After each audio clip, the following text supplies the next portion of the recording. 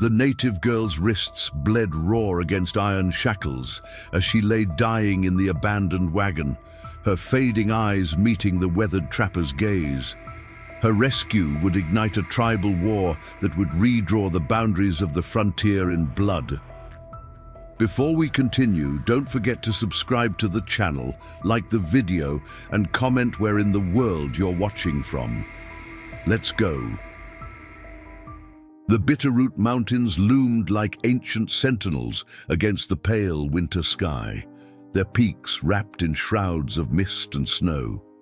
Silence blanketed the forest, broken only by the occasional crack of a frost-heavy branch surrendering to gravity. The landscape was a canvas of white and grey, painted with strokes of deep pine green, where the evergreens stood defiant against winter's grip. Jeremiah Hawkins moved through this frozen world with the quiet confidence of a man who had made the wilderness his home. His weathered face, creased by 20 years of sun and wind, remained impassive as he studied the tracks in the snow. A small herd of elk had passed this way not long ago, their hoofprints still fresh despite the light powder that had begun to fill them. His breath materialized in small clouds before his face, disappearing into the cold air like the ghosts of words never spoken. At 48, Jeremiah's body bore the marks of a life lived far from civilization. His hands, calloused and scarred, gripped his rifle with practiced ease. The beard that covered his jaw and cheeks was more salt than pepper now, and his eyes, a pale blue that seemed to reflect the winter itself, had lost none of their sharpness. He wore layers of buckskin and fur, protection against the bitter cold that had settled into these mountains with the determination of an unwelcome guest who had no intention of leaving. He paused, crouching to examine a particular track more closely. The elk were moving northeast, toward the valley where the river ran swift enough to resist freezing even in the deepest winter. They were smart creatures, instinct guiding them toward water and the tender bark of young trees that might sustain them until spring. Jeremiah straightened, adjusting the pack on his shoulders. The weight of his traps and tools had long ago ceased to be a burden. They were simply an extension of himself, as much a part of him as his memories. And those memories, they clung to him like shadows at dusk, impossible to outrun no matter how deep into the wilderness he ventured. 20 years had not dulled the pain of watching his wife Sarah succumb to fever, nor had time softened the agony of burying his 8-year-old daughter Emma beside her mother just days later. The small wooden crosses he'd carved still stood in a clearing near what had once been their home in Missouri, but Jeremiah had not laid eyes on them since the day he'd turned his back on civilization and all its empty promises. He continued his trek, moving through the forest with the practiced stealth of a predator. The elk would provide meat to see him through the remainder of winter, and their hides would fetch a fair price when he made his biannual journey to the trading post come spring. It was a simple existence, governed by need rather than want, by survival rather than ambition. And it suited Jeremiah just fine. The wind shifted suddenly, carrying with it a sound that did not belong to the wilderness. Jeremiah froze, his senses instantly alert. He waited, wondering if his ears had deceived him, if perhaps the wind had simply played tricks with the creaking of trees or the distant call of a bird. There it was again, faint but unmistakable. A cry. Human. Jeremiah turned toward the sound, his mind racing. No trappers worked this section of the mountains. He'd made certain of that, valuing his solitude too much to share territory.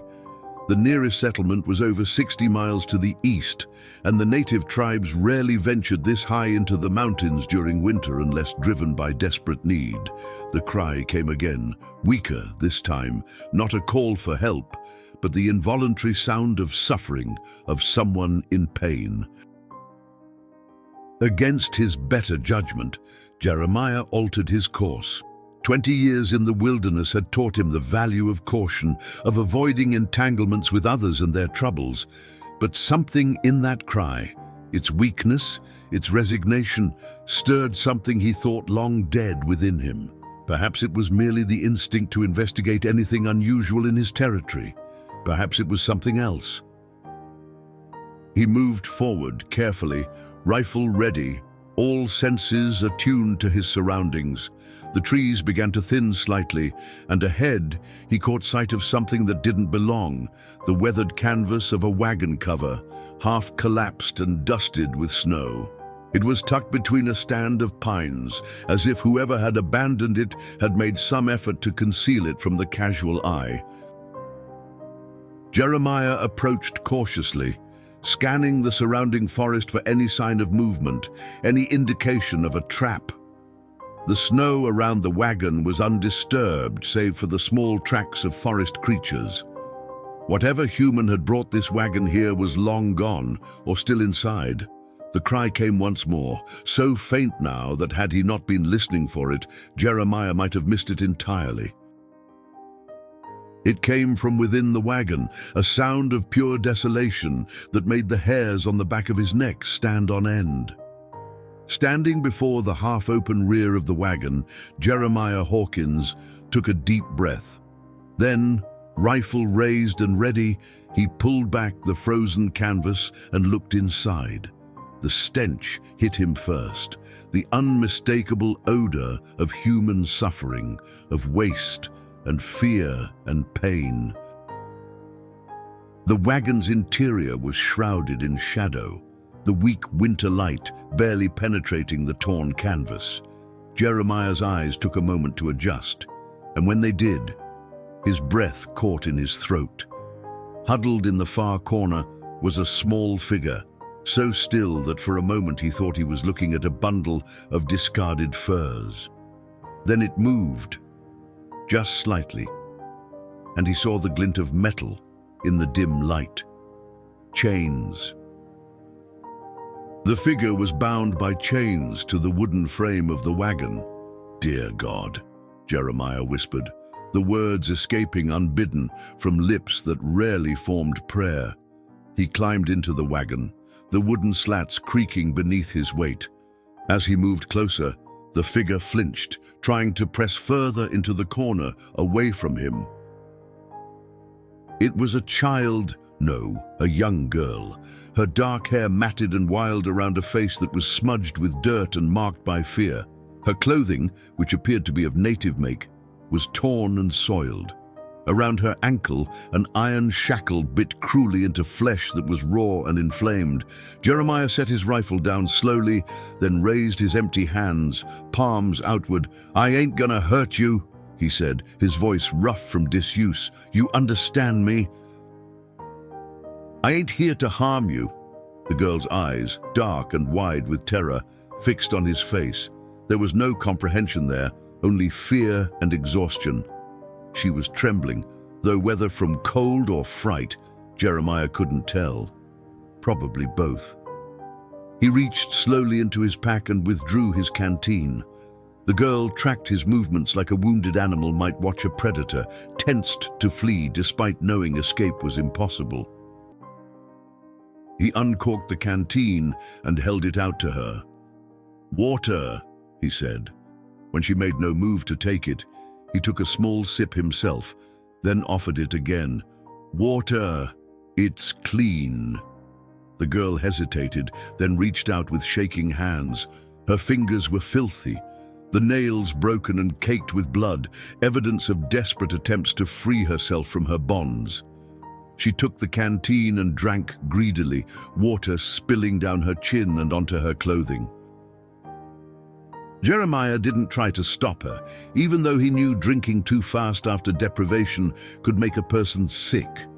Some lessons had to be learned through experience. Sure enough, moments later she doubled over, retching, bringing up most of the water she'd just consumed.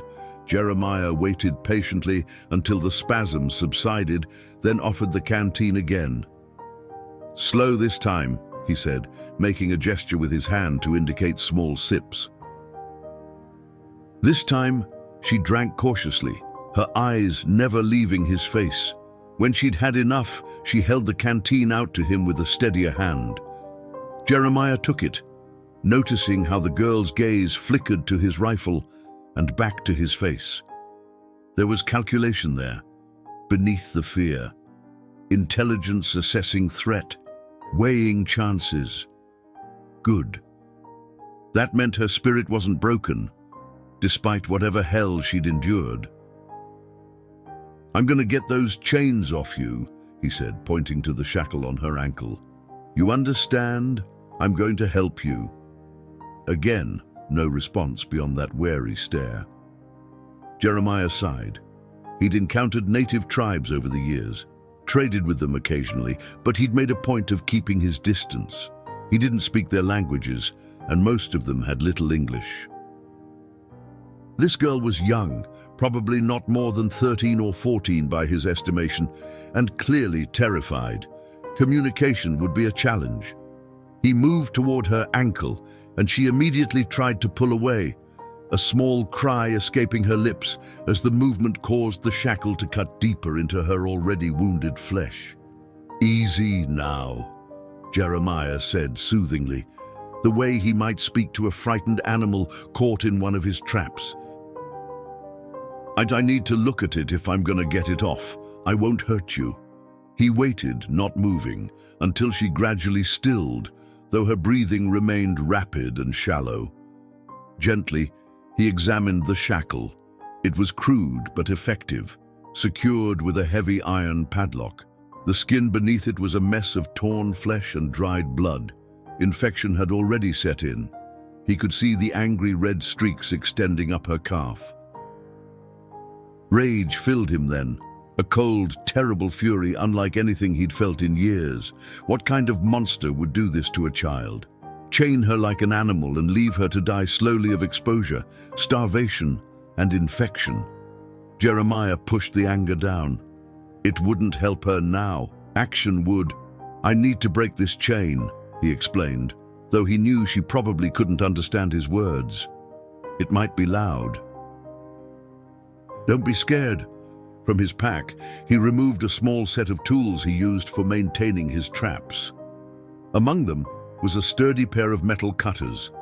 The chain itself was too thick for his tools, but the link securing it to the wagon frame might yield. As he worked, positioning the cutters carefully to avoid jolting her injured ankle, Jeremiah found himself speaking again, his voice low and steady. "My name's Jeremiah Hawkins. Been living up in these mountains for nigh on 20 years now. Don't usually come across folks up here, especially not in winter." The girl watched him, her body still tense, but her eyes now holding a glimmer of something beyond fear, perhaps the first fragile seed of hope. The link snapped with a sharp crack that made the girl jump. The chain was still attached to her ankle, but she was no longer bound to the wagon. "There now," Jeremiah said, satisfaction evident in his voice. "That's a start." The padlock securing the shackle around the girl's ankle would require different tools than what Jeremiah carried with him. He examined it briefly, noting its solid construction.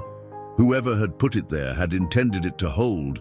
"We'll need to get this off proper," he said, tapping the shackle gently. "But not here. I've got better tools at my cabin." The girl didn't respond, but her gaze followed his every movement with unwavering attention. Jeremiah looked around the wagon's interior, searching for any clue as to who had left her here or why. The space was largely empty, save for a few tattered blankets, an overturned wooden crate, and some broken glass in one corner. No food, no supplies, nothing of value left behind. A glint of color caught his eye. Partially hidden beneath one of the blankets was a small beaded pouch, its intricate design featuring geometric patterns in blue and red. Jeremiah reached for it, and the girl made a sudden movement, her hand darting out to grab his wrist with surprising strength given her weakened state. "Yours?" he asked, pointing at the pouch, then at her. She nodded once, her expression fierce despite her vulnerability. Jeremiah carefully picked up the pouch and held it out to her. Her fingers closed around it possessively, and she quickly tucked it into what remained of her clothing, close to her heart. "All right then," Jeremiah said. "We need to get you out of here. My cabin's about 4 miles northeast. It ain't much, but it's warm, and I've got food and medicine." He pantomimed eating and pointed in the direction they would need to travel. Understanding flickered in the girl's eyes, but when Jeremiah reached to help her up, she recoiled, pressing herself against the wagon wall. Jeremiah sighed. Trust would take time they didn't have. The temperature was dropping as afternoon waned, and night in these mountains was no place for a wounded child, especially one already weakened by captivity. He needed to get her to shelter before darkness fell. "Listen," he said firmly, meeting her gaze. "I don't know what happened to you, or who did this, but I do know you'll die if you stay here tonight." He gestured to the fading light visible through tears in the canvas, then made a sleeping motion before drawing his finger across his throat in the universal gesture for death. The girl's eyes widened. She understood that well enough. "I'm going to help you," Jeremiah continued, placing a hand on his chest. "You can trust me or not. That's your choice. But I'm your only chance right now." Something in his tone must have reached her, or perhaps it was simply the stark reality of her situation. After a long moment, she gave a small nod. Jeremiah moved slowly, telegraphing his intentions as he gathered the tattered blankets from the wagon floor. The best of them he wrapped around the girl's shoulders. She clutched it gratefully, the first unguarded emotion he'd seen on her face. "Can you stand?" he asked, offering his hand. She tried, using the wagon wall for support, but her legs buckled almost immediately. Days without food or water, combined with the trauma of her captivity, had left her too weak to walk. Without hesitation, Jeremiah scooped her into his arms. She was alarmingly light, all sharp angles and hollow spaces where a child's body should have held softness. The girl stiffened at his touch but didn't struggle. Instead, she seemed to curl in on herself, making her body as small as possible within his grasp, as if trying to minimize the points of contact between them. It was the resigned acceptance of someone who had learned that resistance only brought greater pain.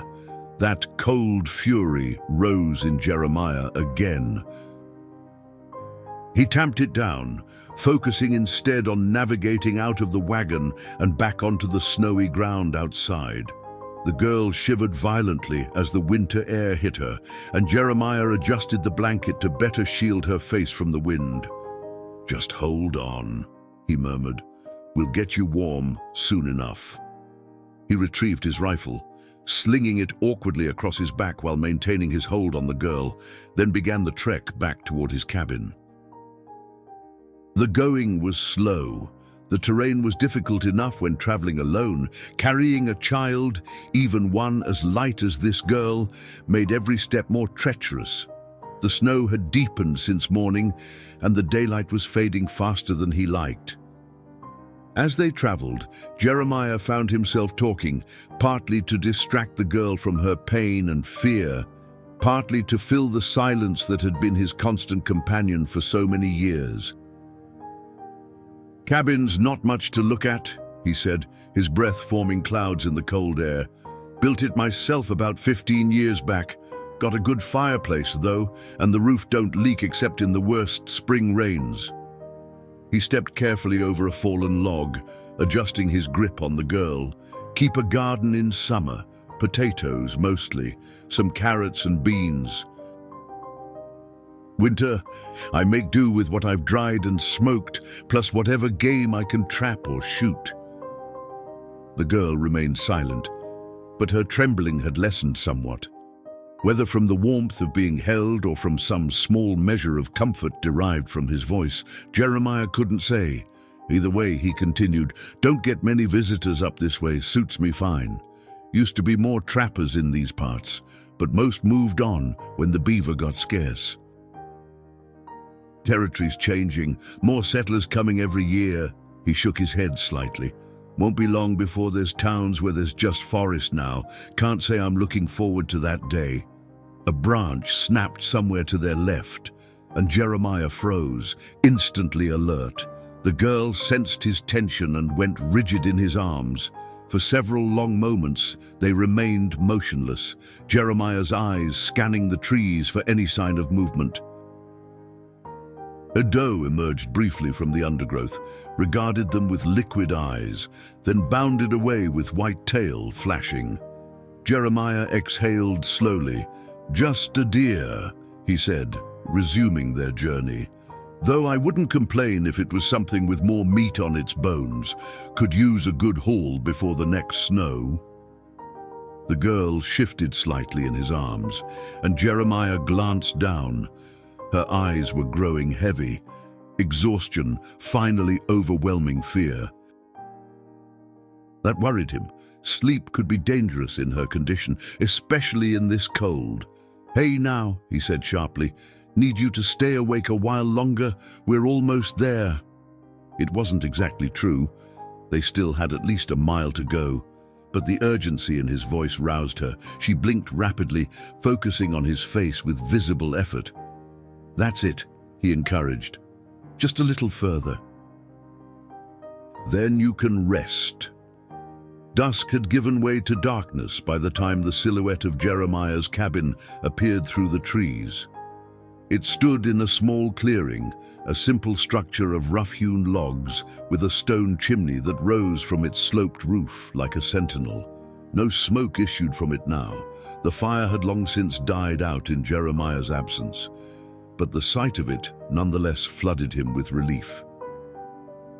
The girl had fallen into a state of semi-consciousness, her head lolling against his chest. Despite his efforts to keep her awake, exhaustion had finally claimed her. Her breathing was shallow but steady, her body occasionally racked by violent shivers. "We're here," Jeremiah said loudly, jostling her slightly. "Come on now, stay with me." Her eyes fluttered open, unfocused and glassy with fever. The infection in her ankle was taking its toll. Jeremiah shouldered open the cabin door, ducking slightly to enter the low doorway. The interior was cold and dark, but mercifully dry. He placed the girl gently on his bed, little more than a wooden frame with a straw-filled mattress covered in furs, and quickly set about lighting a fire in the stone hearth. His hands moved with practiced efficiency, arranging kindling and striking flint. Within minutes, flames began to lick at the dry wood, casting flickering shadows across the cabin's simple furnishings. A rough-hewn table with a single chair, shelves laden with tools and supplies, drying herbs hanging from the rafters. It was the dwelling of a man who needed little and wanted less. As warmth slowly began to fill the space, Jeremiah turned his attention back to the girl. She was watching him through half-lidded eyes, still wrapped tightly in the blanket from the wagon. Her face, illuminated now by the growing firelight, was a map of suffering. Hollowed cheeks, cracked lips, dark circles beneath eyes too old for her young face. "First things first," Jeremiah muttered, more to himself than to her. He moved to a small cupboard and withdrew a wooden cup, which he filled with water from a covered bucket in the corner. Returning to the bedside, he slipped an arm behind the girl's shoulders, helping her to sit up enough to drink. "Small sips," he reminded her, holding the cup to her lips. This time, she heeded his advice, taking the water slowly. When she had drunk enough, he eased her back down onto the bed. "Now, let's look at that ankle." He unwrapped the blanket carefully, revealing the full extent of her injuries in the firelight. Beyond the shackled ankle, her body bore other marks of mistreatment, bruises in various stages of healing, scratches along her arms, a particularly nasty gash across one palm. But it was the ankle that concerned him most. The skin around the iron shackle was swollen and discolored, weeping fluid from where the metal had rubbed the flesh raw. Jeremiah's jaw tightened. "I need to get this off you," he said, tapping the shackle. "It's gonna hurt, but it has to be done." From a chest near the wall, he retrieved a small pouch of tools, selecting a chisel and hammer. He positioned a folded fur beneath her ankle to cushion it, then carefully inserted the chisel's edge between the shackle and her skin, where there was the smallest gap. The girl watched him with wide eyes, her breath coming in quick, shallow pants. He met her gaze, trying to convey reassurance. "Brave," he said, tapping his chest and then pointing to her. "You're brave." She swallowed hard but didn't look away. Jeremiah positioned the chisel and raised the hammer. "Hold still now!" The first strike rang out sharply in the quiet cabin. The girl flinched but made no sound. 3 more careful blows, and the lock gave way with a crack. Gently, Jeremiah removed the shackle, setting it and the length of chain aside. The girl's ankle was in worse condition than he had feared. The skin was sloughing away in places, and the infection had clearly taken deep hold. Jeremiah had seen wounds like this before, had treated them in himself and in the few trappers he'd encountered over the years who'd been injured in the wilderness. This would require all his knowledge of frontier medicine. He gathered what he needed: clean cloths, a pot of water set to boil over the fire, dried herbs from his stores, pine resin, and a small flask of whiskey he kept for medicinal purposes. As he worked, he continued to talk, his voice low and steady. "Going to clean it first," he explained, soaking a cloth in the hot water. "Then pack it with medicine. It won't be pleasant, but it'll help." The girl's only response was a slight tightening of her jaw as he began to gently clean the wound. She was impressively stoic, especially for one so young. Only when he applied the whiskey directly to the raw flesh did she make any sound, a sharp hiss of indrawn breath that she quickly stifled. "Worst part's over," Jeremiah assured her, carefully applying a poultice of crushed herbs mixed with pine resin. He wrapped the ankle in clean strips of cloth, then covered her with several furs from the bed. "Rest now, you're safe here." For the first time since he'd found her, something like trust flickered in the girl's eyes. Her hand emerged from beneath the furs, reaching toward him. Jeremiah hesitated, then tentatively extended his own hand. Her fingers brushed his palm, and she made a soft sound. "Kaya," she whispered, her voice rough from disuse. Jeremiah blinked, surprised. "Kaya," he repeated. "That's your name?" She nodded weakly, then tapped his chest with one finger. "Jeremiah," he said, understanding her question. "My name is Jeremiah." "Jeremiah," she attempted, the syllables awkward on her tongue. Despite everything, Jeremiah felt the corner of his mouth lift in something that might almost have been a smile. "Close enough," he said. "Now sleep, Kaya. We'll talk more when you're stronger." As if given permission, her eyes drifted closed almost immediately. Jeremiah watched her for a moment, this strange, resilient child who had unexpectedly entered his solitary life. Then he rose and moved to the fireplace, adding more wood to ensure the cabin would stay warm throughout the night. Outside, snow had begun to fall again, thick flakes swirling in the darkness. Jeremiah glanced at the sleeping girl, Kaya, and wondered what storm he had brought in from the wilderness with her. Dawn broke reluctantly over the mountains, pale light filtering through the cabin's single window. Jeremiah had slept little, dividing the night between keeping the fire stoked and checking on Kaya. Her fever had spiked shortly after midnight, her small body burning with heat, even as she shivered beneath the furs. He'd bathed her forehead with cool water, changed the poultice on her ankle, and forced small sips of a bitter herbal tea between her cracked lips. Now, as morning crept into the cabin, Jeremiah stirred a pot of simple porridge over the fire. His movements were slow, weighted by exhaustion, but his eyes remained alert as they drifted repeatedly to the sleeping form on his bed. A soft sound drew his attention. Kaya was awake, watching him with eyes clearer than they had been the previous evening. The fever had broken sometime in the pre-dawn hours, leaving her weak but lucid. "Morning," Jeremiah said, pouring some of the porridge into a wooden bowl. "Hungry?" He mimed eating, and Kaya nodded, attempting to push herself up to sitting. Her arms trembled with the effort, and without comment, Jeremiah moved to help her, propping her against the wall with a folded fur behind her back. "Easy," he cautioned, placing the bowl in her hands. "Been through a lot." Kaya looked down at the porridge, then back at Jeremiah. She closed her eyes briefly, murmured something in her own language, a prayer, perhaps, or a blessing, then began to eat slowly. Her hands shook slightly, but she managed on her own, dignity evident in the careful way she held the spoon, despite her weakness. Jeremiah watched her for a moment, then turned away to give her the privacy of eating without an audience.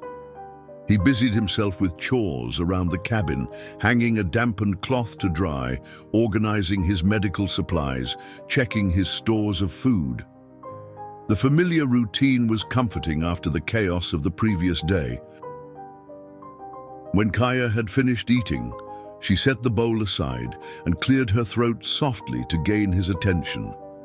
When Jeremiah turned, she placed a hand over her heart. "Thank you," she said, the English words careful and precise. Jeremiah blinked in surprise. "You speak English?" Kaya tilted her head slightly. "Little," she replied, holding her thumb and forefinger close together to indicate a small amount. "Father." "Trade." She made a gesture of exchanging objects. "White men." Understanding dawned. Her father had traded with white settlers or trappers, perhaps at one of the frontier outposts or forts. She would have picked up some English from those interactions. "Your father," Jeremiah said slowly. "Where is he now?" Kaya's face clouded, grief washing over her features like a sudden storm. "Dead," she said flatly. Her hand moved to the beaded pouch she still wore, fingers clutching it tightly. "All dead." Jeremiah pulled the chair closer to the bed and sat, his posture open, non-threatening. "What happened, Kaya? Who did this to you?" She looked down, her dark hair falling forward to partially shield her face. For a long moment, she was silent, and Jeremiah thought she might not answer. When she finally spoke, her voice was barely above a whisper. "Hunting party. My father, brother, 2 uncles, me." She held up 5 fingers, then touched her chest. 5 days ago, maybe 6. Her brow furrowed as she tried to keep track of time that had blurred in her captivity. "Other tribe attack, Blackfoot." Jeremiah nodded.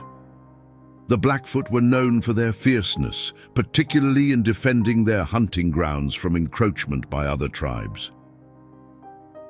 "Would they kill all?" Kaya continued, her voice hollow. "Fast for men, not fast for women." Jeremiah's jaw tightened as he understood what she wasn't saying. Raids between tribes sometimes resulted in women being taken captive, often subjected to brutality before being killed or occasionally absorbed into the capturing tribe. "My brother fight. Give me time. I run." Her hands made a running motion. "But they catch, chain me." "In WAGON," she swallowed hard. "Say come back, finish later. They left you to die," Jeremiah said, the words like ashes in his mouth. Kaya nodded slowly. 3 days, I think. Snow to drink, nothing eat." Her eyes met his, ancient pain in a child's gaze. "You come." The simple statement hung in the air between them, heavy with implication. If Jeremiah hadn't altered his hunting path, if he hadn't heard her faint cry, if he hadn't investigated the abandoned wagon, Kaya would have died alone, in pain and fear, far from her people. "What tribe are you?" Jeremiah asked after a respectful silence. "Nez Perce," Kaya replied, a hint of pride entering her voice, despite everything. "From west." She gestured vaguely in that direction. Jeremiah nodded. He knew of the Nez Perce, a relatively peaceful tribe who lived primarily in what some now call the Oregon Territory and parts of what would likely soon become the Washington Territory, though they ranged into these mountains for hunting. "Your people, they have a village nearby?" he asked. Kaya's expression flickered with uncertainty. "Winter camp, near Big River. 2 days, maybe 3. She gestured to her injured ankle. "I cannot walk." "You don't have to walk yet," Jeremiah assured her. "You need to heal first, then we'll figure out how to get you home." Something like hope kindled in Kaya's eyes, quickly tempered by wariness. "Why help?" she asked bluntly. "White men, not help Indians." It was a fair question. Relations between native tribes and white settlers were complex at best, openly hostile at worst. Even those white men who didn't actively seek to harm Indians rarely went out of their way to help them. Jeremiah was silent for a long moment, his gaze drifting to the small wooden chest in the corner of the cabin, the one place he kept the few remnants of his former life. Finally, he looked back at Kaya. "I had a daughter once," he said simply. "Her name was Emma." The name hung in the air between them, a ghost made tangible by its utterance. Jeremiah hadn't spoken it aloud in nearly 20 years, and the sound of it from his own lips felt strange, almost sacrilegious. Kaya's expression softened. "Emma," she repeated carefully, respecting the weight the name carried. "She... gone." Jeremiah nodded, his eyes fixed on the dancing flames in the hearth. "Fever took her. And her mother, my wife, Sarah, long time ago now." "How many winters?" Kaya asked gently. 20, Jeremiah replied, the number stark and unforgiving. She was 8, would have been 28 now if she'd lived. He could scarcely imagine it, his little Emma as a grown woman, perhaps with children of her own. The life that might have been unfolded in his mind like a mirage, tantalizing and impossible. "My brother, 12 winters," Kaya offered, a sharing of grief. "His name Takoda. It mean a friend to all." A ghost of a smile touched her lips, always laughing, always kind. Jeremiah recognized the exchange for what it was, not just information, but a bridge built on shared loss. They sat in companionable silence for a time, each lost in memories of those they had loved and lost. Finally, Jeremiah stirred. "Need to check your ankle," he said, returning to the practical matters at hand. Kaya nodded, pulling back the furs to expose her injured leg. The wrappings were stained with drainage from the wound, but when Jeremiah carefully removed them, he was cautiously optimistic. The angry red streaks had receded somewhat, and while the flesh was still inflamed and tender, it looked marginally better than it had the previous night. "Good," he said, nodding in satisfaction. "Infections fighting back. Need to keep it clean, keep using the medicine." He prepared a fresh poultice, applying it with gentle hands that belied their weathered appearance. As he worked, Kaya watched him intently. "You healer?" she asked. "In your tribe?" Jeremiah snorted softly. "No tribe, and no, not a healer. Just learned what I needed to survive out here." 20 years in the wilderness, you pick things up or you die. 20 years alone, Kaya murmured, the concept clearly difficult for her to grasp. In her world, Isolation from one's people was almost inconceivable, a punishment worse than death. Why? Jeremiah finished wrapping her ankle before answering. The question was direct, but not impertinent, simply the natural curiosity of a child from a communal society confronted with the anomaly of a man who chose solitude. After Sarah and Emma died, he said finally, there wasn't much left for me back in the settled lands. Too many memories, too many well-meaning folks with their pity. His voice hardened slightly. Couldn't abide it. So I headed west, kept going until I found a place where I could just be. Kaya considered this, her head tilted slightly. But lonely, she observed. Jeremiah shrugged. Got used to it. Prefer the company of trees and mountains to most people anyway. Not all people bad, Kaya said, a simple statement that nonetheless carried the weight of wisdom beyond her years. No, Jeremiah agreed after a moment. Not all. The day passed quietly. Jeremiah tended to necessary chores, splitting more firewood, checking his nearest trap lines, preparing a stew with smoked venison and dried vegetables. Kaya slept intermittently, her body demanding rest to heal. When awake, she watched Jeremiah with curious eyes, occasionally asking questions or offering observations in her limited English. By evening, she was strong enough to sit up without assistance, though standing remained beyond her capabilities. The fever had not returned, which Jeremiah took as a positive sign. As they shared the venison stew, eating in comfortable silence, Kaya suddenly looked up, her expression troubled. My people search for me, she asked. Think I dead? Jeremiah considered. Possible. If they found the others and not you, they might be looking. Or they might assume the worst. Kaya nodded slowly, absently touching the beaded pouch at her chest again, a gesture Jeremiah had noticed she made frequently, particularly when speaking of her family or tribe. What's in there? He asked, pointing to the pouch. Something important.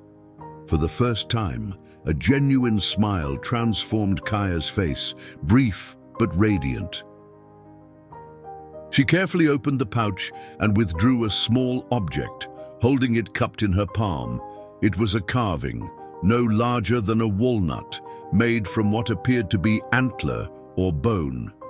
Even from where he sat, Jeremiah could see the exquisite craftsmanship, a miniature bear detailed down to the individual claws and the texture of its fur.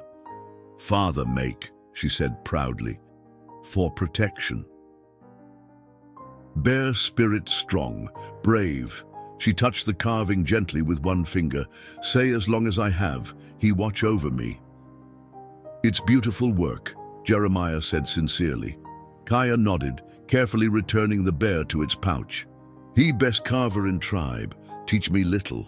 Her expression clouded. Now no one left to teach.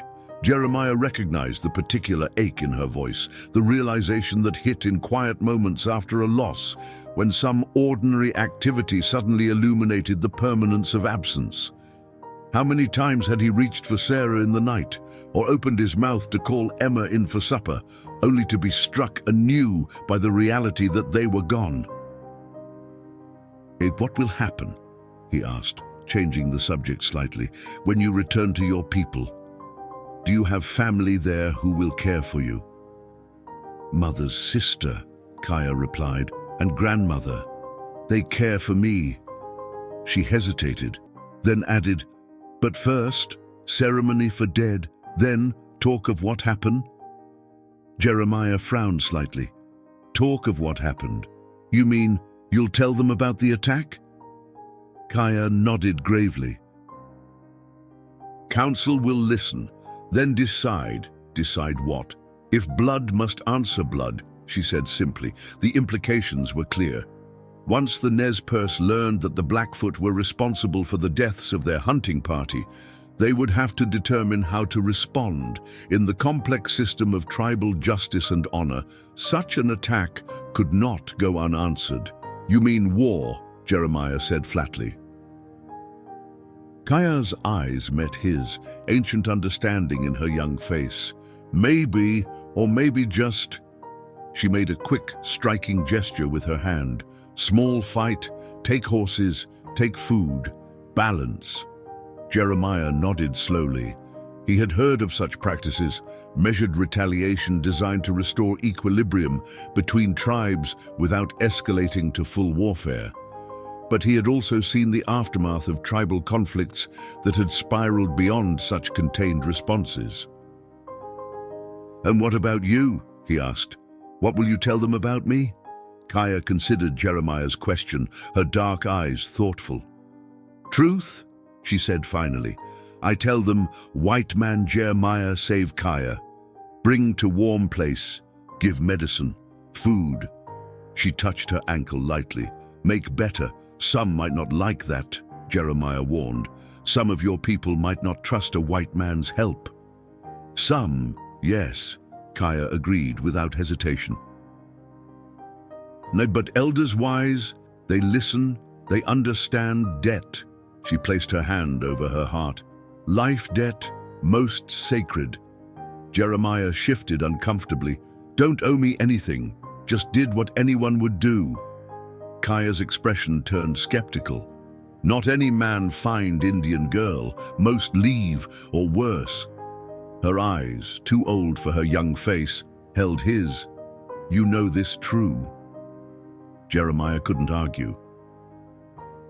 The frontier was rife with stories of atrocities committed against native peoples, just as there were tales of settlers and trappers who had fallen victim to tribal raids. The space between their worlds was fraught with blood and mistrust. "When I strong enough, we go?" Kaya asked, changing the subject. Jeremiah nodded slowly. "Soon as you can walk a bit, can't carry you the whole way, but we'll take it slow." Maybe another few days. The next morning brought clearer skies and a drop in temperature that made the snow crunch underfoot. Jeremiah stepped outside to check his woodpile and found fresh tracks circling his cabin. Wolf prints, large ones. The predators were growing bold as winter deepened and game grew scarce. When he returned inside, he found Kaya attempting to stand, using the wall for support. Her face was tight with pain, but determination radiated from her like heat from a flame. "Whoa there," Jeremiah said, hurrying to her side. "Might be too soon for that." Kaya shook her head stubbornly. "Must try, must get stronger." Jeremiah recognized the look in her eyes. He'd seen it in his own reflection enough times. The fierce will to survive, to overcome, that drove people beyond what seemed possible. He sighed, then offered his arm for support. "All right then, but slow, just to the table and back." It took 3 attempts before Kaya could complete the short journey across the cabin, her injured ankle barely taking any weight, her small frame leaning heavily on Jeremiah's arm. By the time she returned to the bed, sweat beaded her forehead and her breathing was labored, but triumph shone in her eyes. "Good," she said, satisfaction evident in her voice. "Tomorrow, more." Over the next 3 days, Kaya's progress was remarkable. The infection in her ankle receded, leaving behind raw but healing flesh. Her strength returned steadily, nourished by Jeremiah's simple but hearty cooking and her own indomitable spirit. Each day, she walked a little further, relied on Jeremiah's support a little less. Jeremiah found himself impressed not just by her physical resilience, but by her willingness to learn. She absorbed English words eagerly, repeating them until her pronunciation satisfied her. In turn, she taught him words in her own language, useful phrases he might need when they reached her people.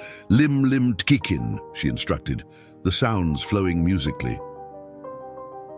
"It means thank you, very important."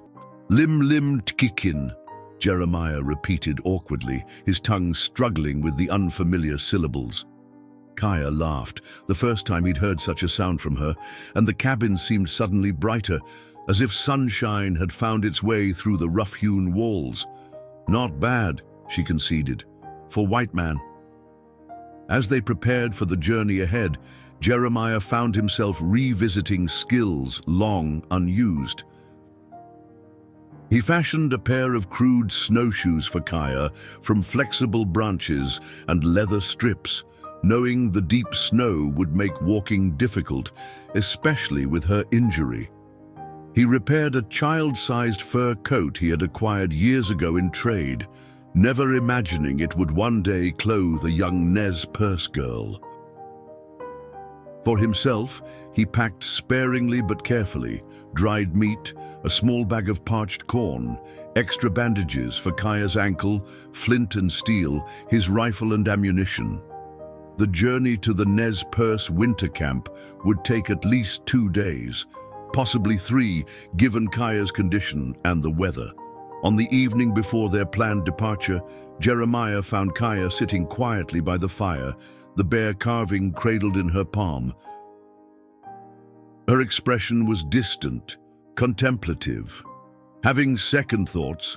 he asked, settling into his chair across from her. Kaya looked up, surprised. "Second thoughts?" "About going back," Jeremiah clarified.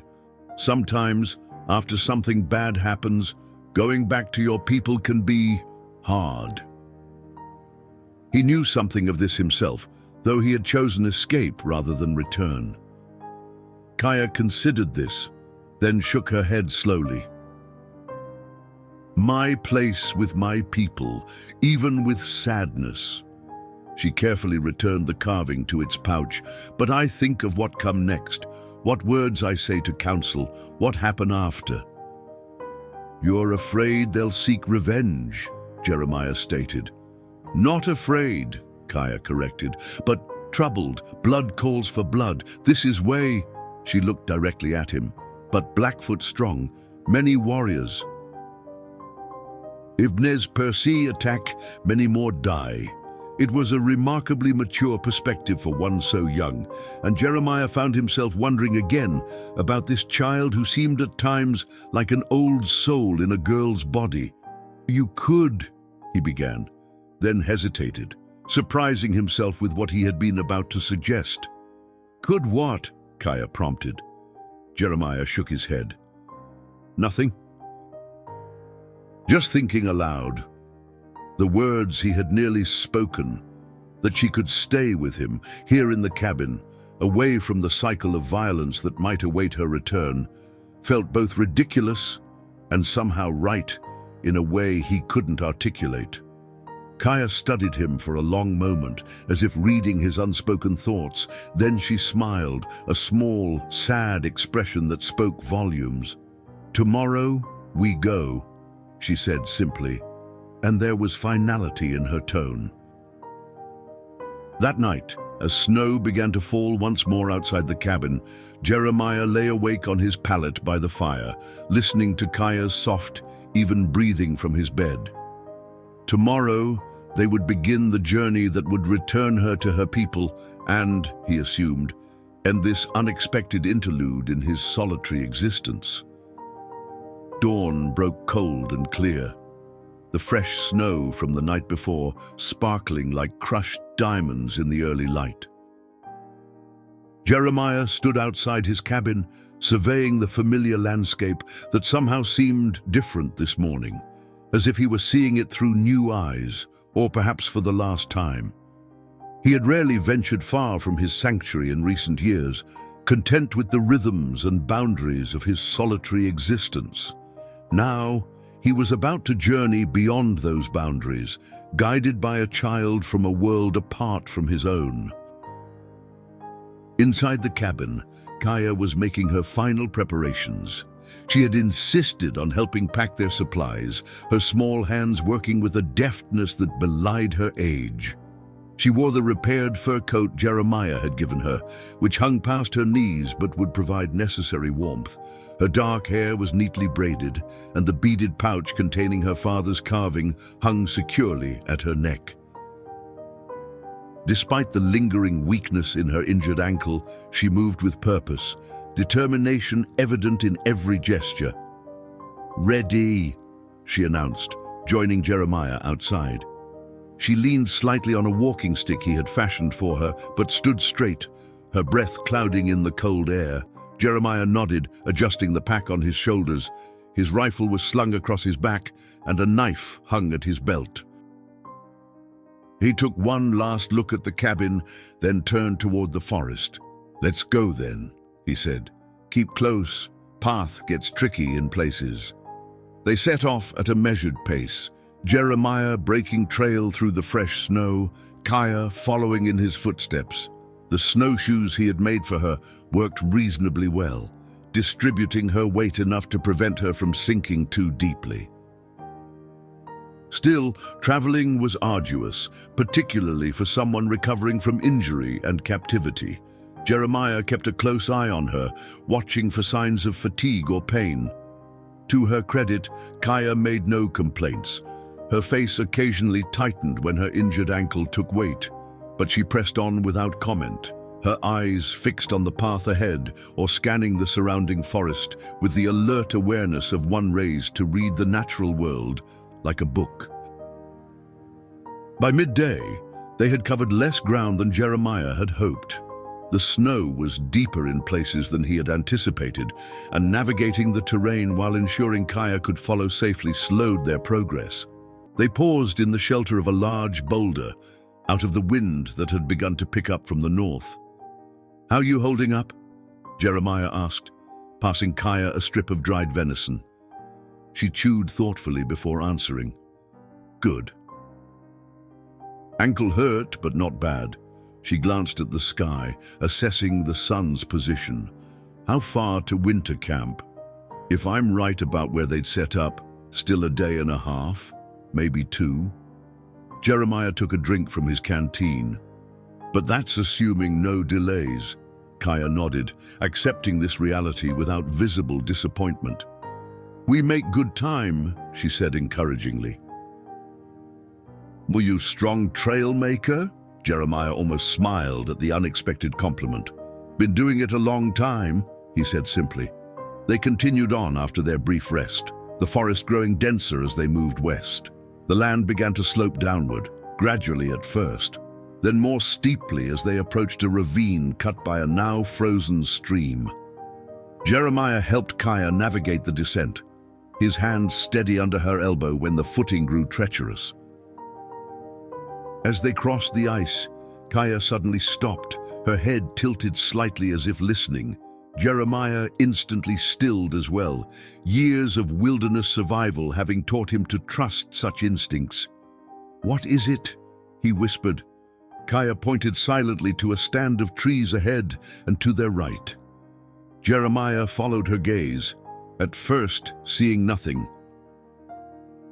Then a shadow moved, and he made out the lean form of a mountain lion, its tawny coat nearly invisible against the bare rock and dried grasses that protruded through the snow. The big cat was watching them intently, its tail twitching slightly. Without taking his eyes off the predator, Jeremiah slowly reached for his rifle. "Stay behind me," he murmured to Kaya. "Move back toward that outcrop." Slow.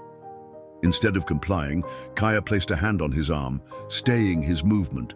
"Wait," she said, her voice barely audible. To Jeremiah's astonishment, she began to sing, a low, melodic chant in her native language, the words unfamiliar but the tone respectful, almost reverent. The mountain lion's ears twitched, its gaze fixed on them. For what seemed an eternity, the tableau held, the great cat observing, the girl singing, the man poised to protect her if necessary. Then, as suddenly as it had appeared, the mountain lion turned and vanished into the trees, a ghost dissolving back into the forest. Jeremiah exhaled slowly, his hand relaxing its grip on the rifle. "What was that?" he asked, genuine wonder in his voice. "What did you do?" "Old song," Kaya explained as they cautiously resumed their journey. "For mountain lion's spirit, show respect, ask permission to pass through territory." She glanced up at him. "Not always work, but today, good spirit listening." Jeremiah shook his head slightly, both skeptical and impressed. "And seen mountain lions turn away from a fight before, but never because someone sang to them." Kaya smiled, a flash of childlike mischief breaking through her usual gravity. "Maybe you try next time. Your singing make mountain lion run away for sure." The unexpected joke startled a laugh from Jeremiah, the sound strange and rusty even to his own ears. When was the last time he had laughed? He couldn't recall. They made camp as dusk approached, finding shelter in a small hollow beneath an overhanging cliff face. Jeremiah built a fire, keeping it small to minimize the chance of attracting unwanted attention, but sufficient to provide warmth through the night. They ate a simple meal of dried meat and parched corn, sitting close to the fire as the temperature dropped with the sun. "Your people," Jeremiah said after a time, "they have stories about the stars." Kaya looked up at the night sky, now visible as gaps appeared in the cloud cover. "Many stories," she confirmed. "Each star has name, purpose." She pointed to a particularly bright star. "That one we call Eye of Coyote, watches over travelers."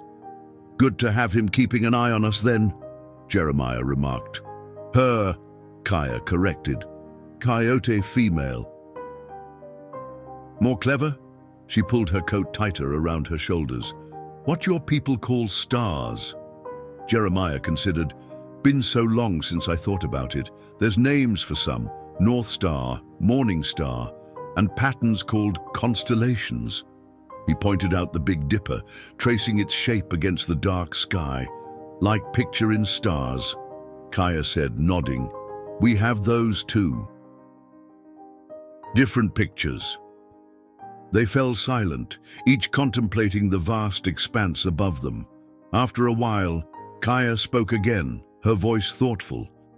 "Jeremiah," she said, having gradually mastered the pronunciation of his name. "What you do after, when I with my people again?" The question caught him off guard. He hadn't thought much beyond the immediate goal of returning Kaya safely to her tribe. "I suppose I'll head back to my cabin," Jeremiah answered finally, poking at the fire with a stick. "Same as always."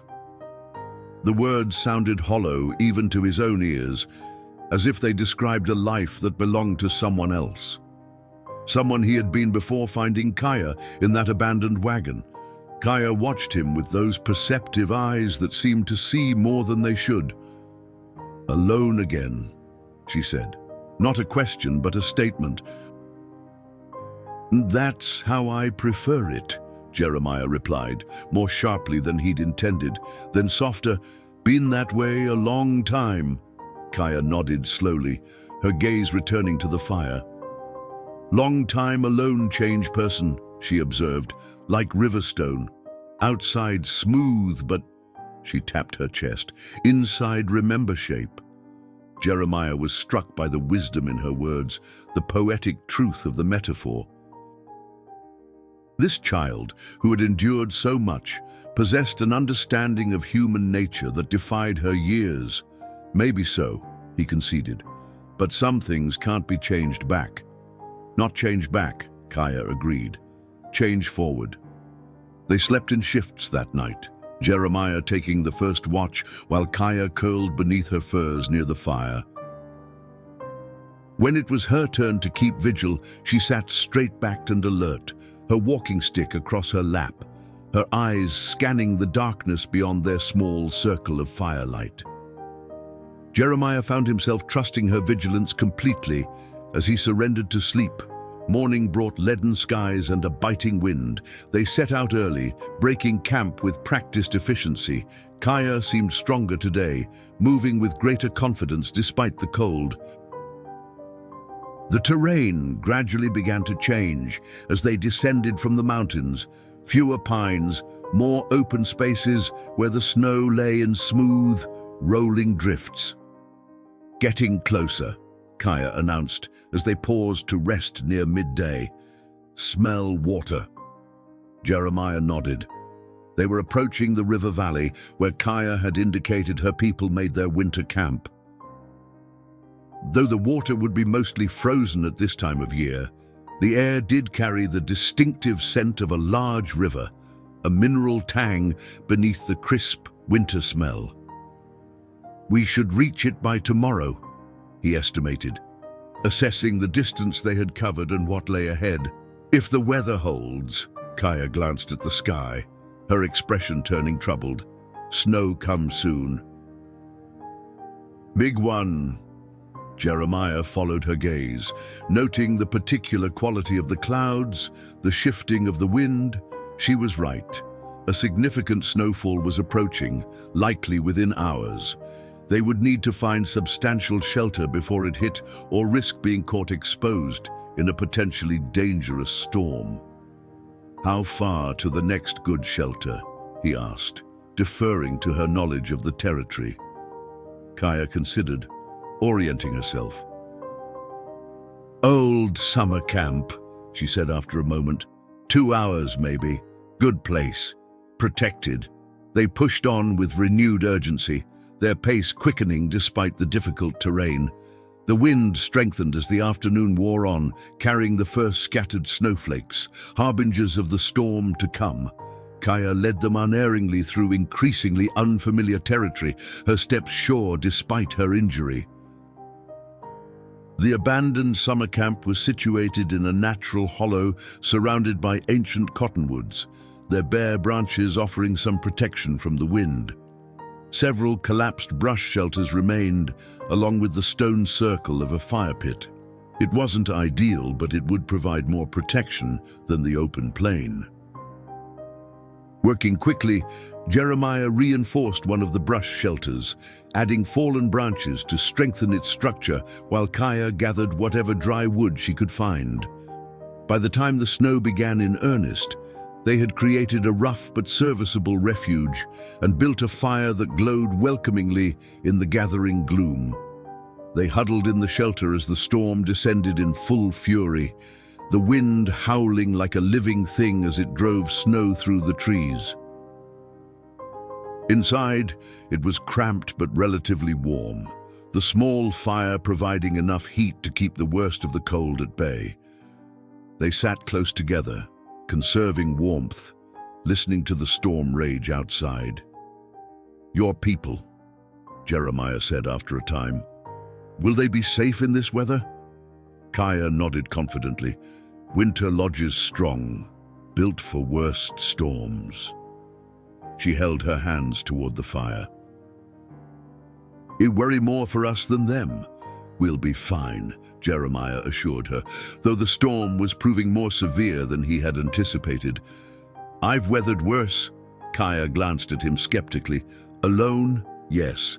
With child? No." "You're not just any child," Jeremiah pointed out. "Most grown men wouldn't have survived what you did." A hint of pride flickered across Kaya's face, quickly replaced by solemnity. "Survive because must," she said simply. "For family, for tribe." She touched the beaded pouch at her neck. "To tell what happened." Jeremiah understood then, with sudden clarity, the burden she carried. It wasn't just about her own survival. It was about bearing witness, about ensuring that the deaths of her father, brother, and uncles were known and remembered, about justice in whatever form that might take. When we reach your people," he said carefully, "what exactly will happen? With me, I mean." Kaya considered this. "Council meet, listen to story, then decide." She looked at him directly. "But you save life of Nezper's child. This important, Chief Twisted Hair wise man, he listen." "Twisted Hair is your chief?" Jeremiah asked, the name stirring a distant memory. Kaya nodded. "Great chief. Many winters lead people. No white men, but not trust easy. Her expression grew thoughtful. My father, his nephew, family important to twisted hair. The implications were significant. If Kaya was related to the tribal chief, her status within the tribe would be considerable, despite her youth. Her account of what had happened and of Jeremiah's role in her rescue would carry weight. The storm continued through the night, gradually diminishing toward dawn. They emerged from their shelter to find the world transformed. Smooth, pristine snow covering every surface. Drifts piled high against the trees. The clouds had cleared, and the morning sun glinted blindingly off the white landscape. Beautiful, Kaya breathed, her eyes wide as she took in the scene. And challenging, Jeremiah added practically, assessing the depth of the new snow. Are going to slow us down? Despite the difficult conditions, they made steady progress that day. The snowshoes proved essential, preventing them from sinking into the deeper drifts. By late afternoon, Kaya's steps had quickened, her excitement palpable as she recognized landmarks that indicated they were nearing her people's winter camp. There, she said suddenly, pointing to a distant plume of smoke rising against the blue sky. Ah, fire from Center Lodge. Jeremiah felt a conflicting surge of emotions, relief that their journey was nearly complete, satisfaction at having fulfilled his promise to return Kaya to her people, and an unexpected reluctance to part ways with this remarkable child who had somehow breached the carefully constructed walls of his solitude. As they drew closer, Kaya stopped abruptly, her expression turning anxious. "Wait," she said, placing a hand on Jeremiah's arm. "Must tell something." "What is it?" he asked, concerned by her sudden seriousness. "When reach camp," she said carefully, choosing her words, "may not be happy welcome for you." She met his eyes directly. "Some warriors not trust white man, even one who help." Jeremiah nodded, having expected as much. "I understand," he said. "Just get me to whoever's in charge. I'll explain myself and be on my way." Kaya looked troubled by his words. "Not leave right away?" she insisted. "Too dangerous. Storm paths still bad." She hesitated, then added softly, "And council need hear from you. What you see, what you find." Before Jeremiah could respond, a shout came from ahead. A mounted warrior had spotted them and was now racing toward their position, bow at the ready. Behind him, 2 more riders appeared, spreading out to flank them. "Stay calm," Kaya said quickly. "Let me speak first." The lead warrior pulled his horse to a halt 20 paces away. An arrow knocked and pointed directly at Jeremiah's chest. He called out in the Nez Perce language, his voice harsh with suspicion. Kaya responded immediately, her words flowing rapidly. Jeremiah remained perfectly still, his hands visible, making no move toward his rifle. The warrior's eyes widened as he looked more closely at Kaya, recognition dawning on his face. He lowered his bow slightly, though his expression remained wary. More words were exchanged, Kaya's tone becoming more insistent. Finally, the warrior made a gesture to his companions, and they lowered their weapons as well. He spoke again, this time directly to Jeremiah in broken English. "You bring Kaya, why?" "Found her in the mountains," Jeremiah replied evenly. "She was hurt. I helped her, brought her home." The warrior's eyes narrowed. "Why white man help Indian girl?" Before Jeremiah could answer, Kaya spoke again in her language, her voice steady and dignified despite her youth. Whatever she said caused the warrior to study Jeremiah with new consideration. "Do you come," he said finally. "Chief Twisted Hair will hear this story." They were escorted into the winter camp, a collection of hide-covered lodges arranged in a rough circle, smoke rising from the central opening of each. People emerged as they approached, first curious, then amazed as they recognized Kaya. Women called out to one another, children stared wide-eyed, and men gathered with expressions ranging from suspicion to cautious relief. An elderly woman broke from the crowd with a cry, rushing toward Kaya with outstretched arms. Kaya's composure finally broke, and she limped forward to meet her grandmother's embrace. They clung to each other, speaking rapid words that needed no translation. Grief, joy, disbelief all mingled in their reunion. Jeremiah stood awkwardly to one side, acutely aware of the many eyes upon him, some grateful, others openly hostile. The warrior who had intercepted them spoke to the gathering, gesturing toward Jeremiah and then to Kaya. A murmur ran through the crowd. A tall, dignified man emerged from the largest lodge. Though elderly, he moved with the fluid grace of one who had once been a formidable warrior. His face was deeply lined, his long hair streaked with gray, but his dark eyes were sharp and assessing. Intricate beadwork adorned his clothing, and he carried himself with unmistakable authority. Chief twisted hair. He approached Kaya first, placing his hands gently on her shoulders and examining her face with profound relief. They spoke briefly, his questions measured, her answers respectful. Then he turned to Jeremiah, studying him with penetrating intensity. "You are the one who found her," he said, in clear, deliberate English. "Yes," Jeremiah replied simply. "And you brought her back to us, though many white men would not. Seemed the right thing to do." Twisted Hair nodded slowly. "Come," he said, gesturing toward the large lodge. "The council will hear your words." Inside the council lodge, a fire burned in a central pit, the smoke rising through an opening in the roof. Elders and warriors sat in a circle, their faces solemn in the flickering light. Jeremiah was directed to a place across from the chief, while Kaya sat at her great-uncle's right hand, her grandmother beside her. What followed was a formal retelling of all that had occurred. Kaya spoke first, recounting the hunting expedition, the Blackfoot attack, her attempted escape, and her captivity in the wagon. Her voice faltered only once when describing the deaths of her father and brother, but she continued with quiet dignity. When she told of Jeremiah finding her, caring for her injuries, and bringing her home through the winter storms, many glances were exchanged among the council members. Then it was Jeremiah's turn. He spoke plainly, describing what he had found in the abandoned wagon, the condition Kaya had been in, and their journey to the Nez Perce camp.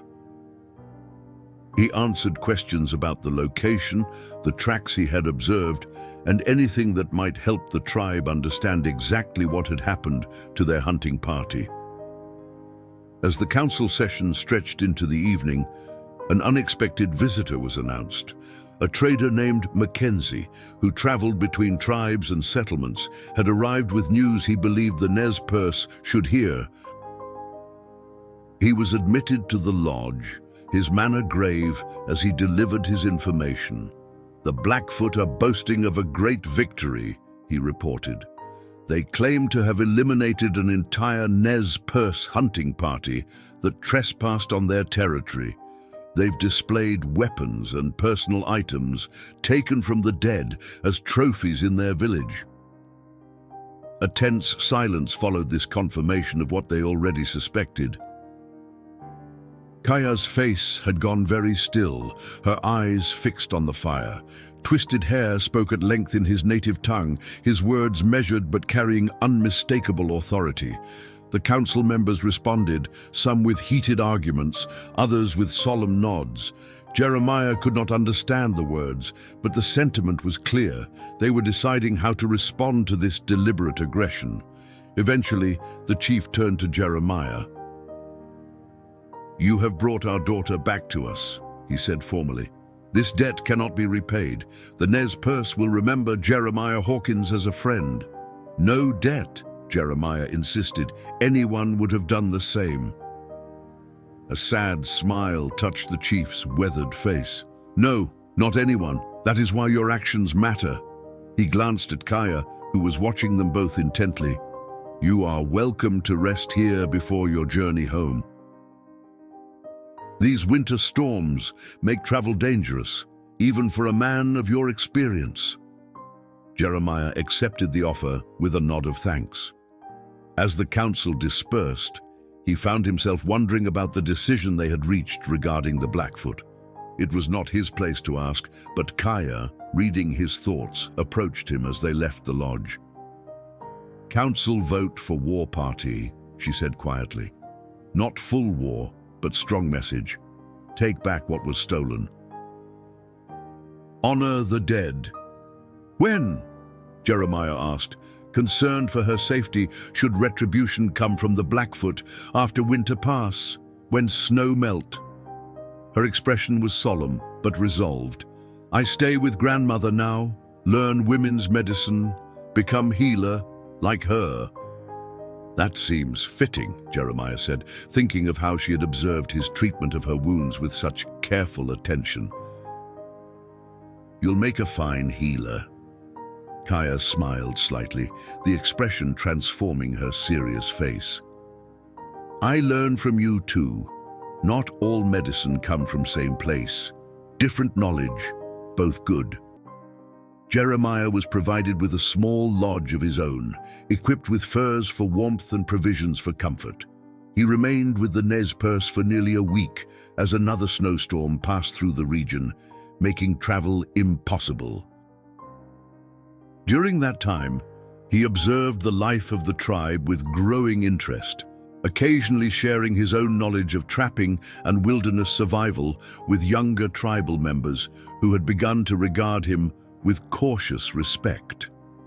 Kaya visited him daily, sometimes bringing her grandmother, who examined his collection of medicinal herbs with professional curiosity. They exchanged information about treatments and remedies, bridging different healing traditions with mutual respect. On the morning of his departure, the tribe gathered to bid him farewell. Twisted Hair presented him with a finely crafted knife, its handle inlaid with intricate beadwork. "Oh, so you remember the Nez Perce," he said, "when you were alone in your mountains again." Kaya approached last, her walk still slightly uneven, but growing stronger each day. She held out a small object, a miniature bear carving similar to her father's, but newly made. "I carve," she said proudly, "for protection. Bear spirit watch over you now." Jeremiah accepted it with genuine gratitude, touched by the gift's significance. "Thank you, Kaya. I'll keep it close. Maybe," she said, with the directness that had become familiar, "you come back. When winter end, see how Nez Perce live in spring." The invitation surprised him, opening a door he had believed permanently closed. "Maybe I will," he found himself saying, and realized he meant it. As he departed, following the trail that would lead him back to his solitary cabin, Jeremiah carried with him more than just the physical gifts of the tribe. For the first time in 20 years, he felt the stirring of something he had long thought dead, a connection to others, a sense of belonging to something beyond himself. Behind him, the Nez Perce were already preparing for the reckoning to come. Messengers had been sent to allied tribes, carrying word of the Blackfoot treachery and the Nez Perce response. By spring, a coalition would form, not just for vengeance, but for a rebalancing of power across the territories. The rescue of one child by an unlikely savior had set in motion events that would reshape the relations between tribes for generations to come. And in his mountain cabin, a lone trapper would sit by his fire, a small bear carving in his hand, contemplating a future less solitary than his past. The wilderness remained his home, but its walls had been breached by a brave young girl with ancient eyes, who had taught him that sometimes salvation comes not from isolation, but from the courage to reach across the divides that separate us.